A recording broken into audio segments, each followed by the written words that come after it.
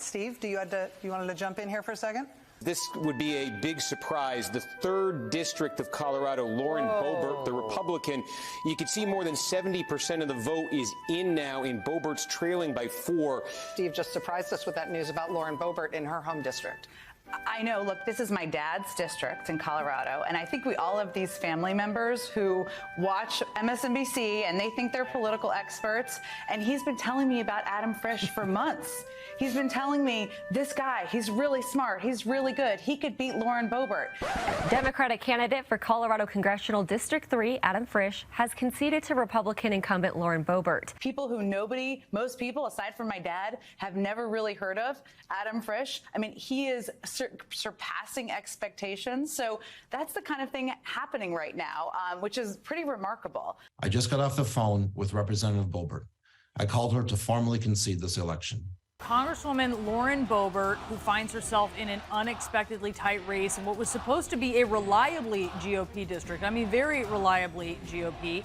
She, of course, is a vocal Trump loyalist. She has national name recognition. As beloved by Trump Republicans as she is condemned by liberals for election denialism and antics like heckling President Biden during his State of the Union address or posing with guns for her family Christmas card. So what's happening with her? Well, right now she is very narrowly trailing Adam Frisch. Incumbent Republican Representative Lauren Boebert will hold on to her seat. She and her campaign may be very worried. They should be worried.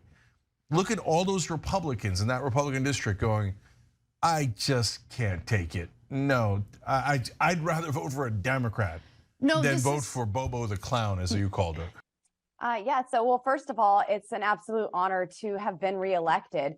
I, of course, want to thank all of my family and friends and the countless volunteers and even our donors and every single person that has entrusted me with their vote. This is so important because Lauren Boebert was one of these Republican members of Congress who was the most vocal in wanting this country to be a Christian nationalist country. President Trump called me last night to congratulate me, and he's an amazing friend and certainly an inspiration. Republican voters seem to have turned their backs on her.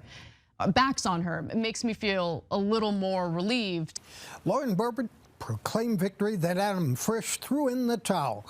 But again, the fact that it's so close really does say a lot about how the constituents in this particular district are feeling about her brand of republicanism. It's interesting that those attacks were made. It's certainly, if you go to my opponent's Twitter page and look at the angry comments that were made and liked and retweeted, there was a lot of anger on that side. But look, my opponent ran on the same policies I have been working towards. He ran on securing the border, protecting Second Amendment rights, increasing domestic energy production. Unfortunately, those were lies and things that he doesn't support, but these are the policies people in rural Colorado want to see. And so he was trying to deceive voters and saying that's what he would stand up for. But I really think the big takeaway for me and what I've heard from my constituents is we have the policies.